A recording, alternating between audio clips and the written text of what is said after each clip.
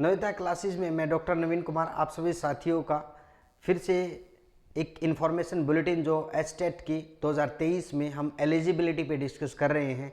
अभी जो हम डिस्कस करने जा रहे हैं वो पीजीटी से रिलेटेड है, क्योंकि पीजीटी का जो सब्जेक्ट है उसमें कई बार स्टूडेंट को काफ़ी प्रॉब्लम्स आती हैं, क्योंकि पीजीटी अगर उसने किसी ऑनर से की है या मान के चलिए पीजीटी में उसका कम्बिनेशन अलग है लेकिन बीएड उसकी डिफरेंट उसमें है, तो वो कैसे एलिजिबल है या नहीं है। साथ में जो जैसे मैं फिजिक्स की बात करूं, फिजिक्स का जो एरिया है वो बहुत अलग है, जैसे अप्लाइड फिजिक्स है, न्यूक्लियर फिजिक्स है या एटॉमिक फिजिक्स है या एस्ट्रोनॉमी है, तो क्या वो कैंडिडेट के लिए एलिजिबिलिटी बनती है या नहीं बनती है।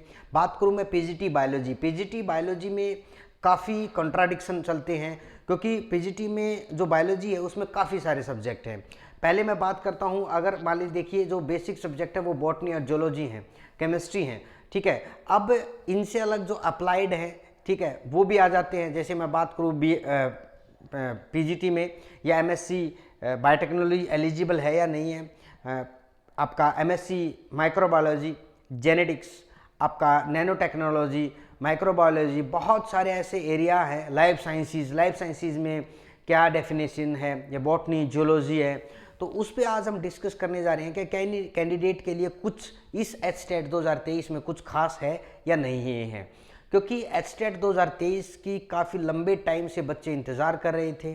2023 का एचटेट अभी तक नहीं हुआ था। अब जो 2023 का अगर एचटेट होगा तो 2024 में जो भर्तियां बताई जा रही हैं वो फिल करने का काम करेगी सरकार। तो अभी देखते हैं हम पीजीटी के लिए क्या क्या प्रोविज़न है। पहली बात, फर्स्ट इंपॉर्टेंट जो है पीजीटी का, पहली तो बात जो लेवल है वो थर्ड लेवल है, ठीक है। ये थर्ड लेवल है पीजीटी का जो थर्ड लेवल है उसमें देखिए क्या क्या चीज़ें हैं। यहाँ पे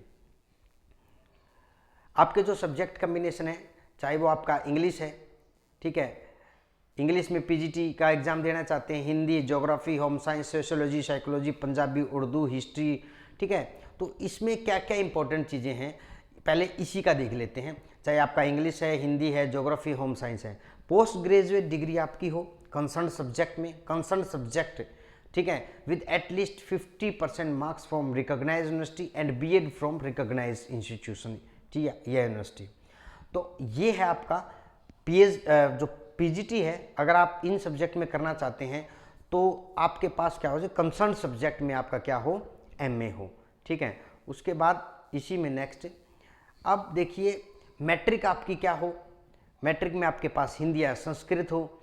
साथ में आपका देखिए सीनियर सेकेंडरी लेवल पे, ग्रेजुएशन लेवल पे, पोस्ट ग्रेजुएशन लेवल पे Hindi as one of subject हो, और कंसिस्टेंट गुड एकेडमिक रिकॉर्ड। ये जो डेफिनेशन है ना, कंसिस्टेंट गुड एकेडमिक रिकॉर्ड, ये डेफिनेशन अभी तक समझ में नहीं आई। क्या गुड एकेडमिक रिकॉर्ड होता किसका है। आप 50% क्राइटेरिया है और साथ में सब्जेक्ट का कम्बिनेशन है। अगर कैंडिडेट 50% है या कैंडिडेट 80% है, एलिजिबल तो सभी हैं आपके अकॉर्डिंग। तो गुड एकेडमिक रिकॉर्ड का डेफिनेशन क्या है। उसके बाद इसी में हम देखते हैं पीजीटी में मैं बात करूंगा पॉलिटिकल साइंस की। पॉलिटिकल साइंस में भी काफ़ी कॉन्ट्राडिक्शन है और कोर्ट केस में भी काफ़ी टाइम तक मामला रहा है इसका। वो क्या देखते हैं, वो क्या है इसमें देखिए। एमए पॉलिटिकल साइंस अगर आपने की है या MA public administration with at least 50% marks from the recognized university and B.Ed from the recognized university। तो B.Ed आपकी क्या recognized university में है से है। अब B.Ed में ये जो सब्जेक्ट का कम्बिनेशन है ना, ये डिस्कस नहीं कर रखा है कि आपकी B.Ed किस में हो। क्या B.Ed में आपके पास कोई पॉलिटिकल साइंस सब्जेक्ट हो या पब्लिक एडमिनिस्ट्रेशन हो, या कोई कैंडिडेट ऐसा है जिसकी B.Ed साइंस में है, ठीक है, या किसी अदर उसमें एरिया में है, क्या वो एलिजिबल है या नहीं है। दूसरा, हिंदी और संस्कृत मैट्रिक या 12th और बीए एमए लेवल पे आपकी Hindi, consistent good academic record, ठीक है। अब एमए पॉलिटिकल साइंस अगर आपने की है, एमए पब्लिक एडमिनिस्ट्रेशन आपने की है, 50% आपके मार्क्स हैं एग्रीगेट में, और बीएड आपकी रिकॉग्नाइज यूनिवर्सिटी से है, तो आप एलिजिबल कैंडिडेट हैं। इसमें बीएड में कोई भी प्रोविज़न नहीं है कि आपकी बीएड में आप सोशल साइंस से हैं या साइंस से हैं, बस आपके पास बीएड हो। बच्चे, ये एक बार हमारा जो चैनल है उस पर ये पूछा गया था कि बीएड आपकी, अगर आप आर्ट में जाना चाहते हैं, क्या आपके पास जो बीएड हो वो भी आर्ट सब्जेक्ट में हो या सोशल साइंस में हो। ऐसा कोई प्रोविज़न नहीं है, बीएड हो आपके पास, बस ये चीज़ ध्यान रखें। क्योंकि एडवर्टाइजमेंट है, इंफॉर्मेशन बुलेटिन है, उसी में ये चीज़ें दे रखी हैं। अब मैं बात करूँ पीजीटी बायोलॉजी की। पीजीटी जो बायोलॉजी है उसमें काफ़ी सब्जेक्ट आ जाते हैं जिनमें आप एमएससी हो तो आप एलिजिबल कैंडिडेट हैं। जैसे मैं पहली बात करता हूँ जूलॉजी की, botany, biosciences, biochemistry, genetics, microbiology, plant physiology, biotechnology, life sciences. क्योंकि ऐसा क्यों किया गया, काफ़ी टाइम ऐसा चला, ये जो पिटिशंस हैं कोर्ट में लंबे टाइम से चली आई थी कि बायोलॉजी के जो कैंडिडेट हैं वो किस किस सब्जेक्ट में आप उनका कैंडिडेचर एक्सेप्ट करते हैं। ये जो कैंडिडेट हैं बायो इन्फॉर्मेटिक्स से हों, क्लिनिकल बायोकेमिस्ट्री से हों, या agriculture biotechnology, bio informatic, medical biotechnology, environmental science, environmental biotechnology, food science, forensic sciences, microbiology, biotechnology, ये सब्जेक्ट कंसिडर कर लिए गए हैं। अगर आपकी जो एमएससी इन सब्जेक्ट में है तो आप एलिजिबल कैंडिडेट हैं, इसमें कोई प्रॉब्लम नहीं, कोई दोहराई नहीं है। आप चेक कर लें कि आपकी जो डिग्री है उसके ऊपर किस उसमें दी है, क्लिनिकल में है या एग्रीकल्चर में है या बायो इन्फॉर्म में है या जेनेटिक्स में है या बायोटेक में है या प्लांट फिजियोलॉजी में है या आपकी माइक्रोबायोलॉजी में या फोरेंसिक में है। तो अब जो मैंने देखा है, पहले फूड साइंसेज को नहीं मानते थे, तो डेफिनेटली बच्चों ने पिटीशन लगाई होगी कोर्ट में और वो एलिजिबिलिटी उनको दे दी गई। उसके बाद पहले फोरेंसिक साइंस को भी नहीं देते थे, बायो इन्फो को भी नहीं देते थे, और कई बार तो ऐसा हुआ है नैनो टेक्नोलॉजी अभी इसमें कंसिडर नहीं है, तो हो सकता है नेक्स्ट टाइम में नैनो टेक्नोलॉजी पे भी वो कंसिडरेशन आ जाए। ठीक है, आपके पास मैट्रिक में क्या हो, हिंदी और संस्कृत हो, या सीनियर सेकेंडरी लेवल पे या ग्रेजुएशन में या पोस्ट ग्रेजुएशन पे Hindi as one of subject हो। अब मैं बात करूँ पीजीटी फिजिक्स के बारे में। देखिए पीजीटी जो फिजिक्स है उस पर भी काफ़ी लंबे टाइम से डिस्कशन चला है, कोर्ट में जो पिटीशन है वो दायर की गई कैंडिडेट के द्वारा, क्योंकि एमएससी फिजिक्स जो है अगर मैं देखूं उसमें क्या क्या आते हैं पीजीटी फिजिक्स में। एमएससी फिजिक्स अगर आपने कर रखी है, अप्लाइड फिजिक्स आपने कर रखी है, nuclear physics, electronic science, electronic with at least 50% marks and BEd from recognized university, तो आपकी बीएड क्या है वो रिकॉग्नाइज्ड यूनिवर्सिटी से हो। तो मतलब अगर आपने physics, applied physics, nuclear physics, electronic physics या electronic with at least 50% mark, Hindi आपके पास हो, या आपका चाहे सेकेंडरी लेवल पे हो या senior secondary, graduation, post graduation, good academic record हो। ये था हमारा पीजीटी का। अगर हम बात करें पीजीटी केमिस्ट्री की, पीजीटी केमिस्ट्री में जो कैंडिडेट एलिजिबल हैं वो अच्छी चीज़ यहाँ पे क्या है, जो कैंडिडेट बायोकेमिस्ट्री से है वो भी एलिजिबल है, ठीक है, और केमिस्ट्री से है वो भी एलिजिबल कैंडिडेट है। बीएड आपकी रिकॉग्नाइज्ड यूनिवर्सिटी से हो और 50% आपके एमएससी में हो, ठीक है। मैट्रिक में और सीनियर सेकेंडरी या ग्रेजुएशन, पोस्ट ग्रेजुएशन में आपके पास Hindi as a one of the subject है।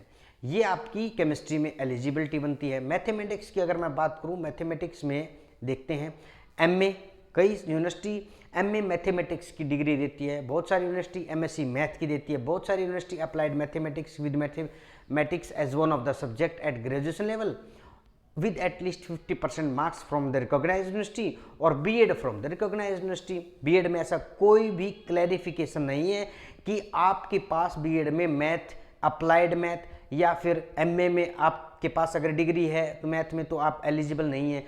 MA math, MSc mathematics, applied mathematics या अप्लाइड मैथमेटिक्स में अगर आपने कर रखी है एमएससी, उसमें क्या हो, mathematics as one of subject at graduation level.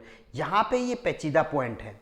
अगर आपने ग्रेजुएशन लेवल पे मैथमेटिक्स है आपके पास और इनमें से कोई भी आपने डिग्री कर रखी है, तभी आप एलिजिबल कैंडिडेट हैं। ये चीज़ का ध्यान रखिए, ग्रेजुएशन में मैथमेटिक्स मस्ट है, ठीक है। कॉमर्स में भी काफ़ी कंफ्यूजन रहता है बच्चों को। अगर आपके पास एमकॉम है, ठीक है, अकाउंटिंग में है या कोस्ट काउंटिंग में, फाइनेंशियल अकाउंटिंग में as major subject of study, ये देखिए एटलीस्ट 50% मार्क्स और BEd from recognized university. Holder of degree of MCom in applied business economics shall not be eligible. ये अच्छा पेचीदा पॉइंट दे रखा है यहाँ पे।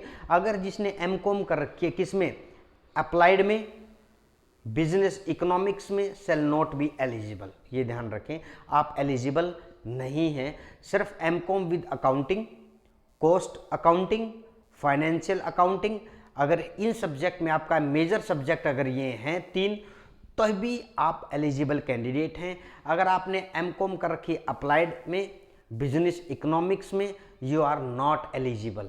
ध्यान रखें इस चीज़ को।